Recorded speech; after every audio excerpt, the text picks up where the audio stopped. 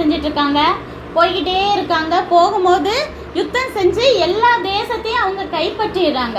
அப்போ அங்க அந்த பக்கத்துல இருக்க தேசத்துல உள்ளவங்க ராஜாக்கள்லாம் பயம் வருது, நம்ம ஊரையும் பிடுங்கிருவாங்களோ நம்மளையும். அப்ப என்ன செய்வாங்க, ராஜாவை அந்த ஊர்ல உள்ளவங்களெல்லாம் கொன்னுட்டு தானே அந்த ஊரை கைப்பற்றுவாங்க, யுத்தத்துல நம்மளையும் கொன்றுவாங்களா பயந்து. ஒரு ராஜா என்ன செய்யறான்னா, பாலாக் சொல்லுங்க, பாலாக்குங்கிறவன் பிழையாம் அப்படிங்கிற ஒருத்தனை கூப்பிட்டு சபிக்க சொல்றான்.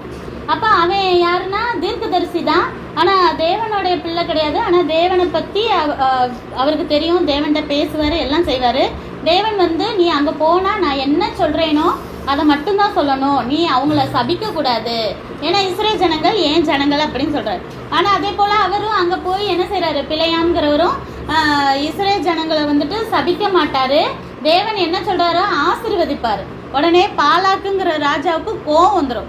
உடனே நான் எதுக்கு கூட்டிட்டு வந்தேன், சபிக்கன்னு சொல்லி தானே கூப்பிட்டு வந்தேன், ஏன்னா நீ சபிச்சேன்னா அவங்க ஸ்ட்ரென்த் எல்லாம் போயிடும், நாங்க யுத்தம் செஞ்சு அவங்கள ஜெயிச்சிருவோம்னு சொல்லி தானே அவனை கூப்பிட்டு வந்தேன், நீ என்னடானா ஆசீர்வதிச்சிட்டு இருக்க அப்படின்னு சொல்லி அவர் கோவப்படுறார். உடனே அவர் பிழையாம என்ன சொல்றாருன்னா,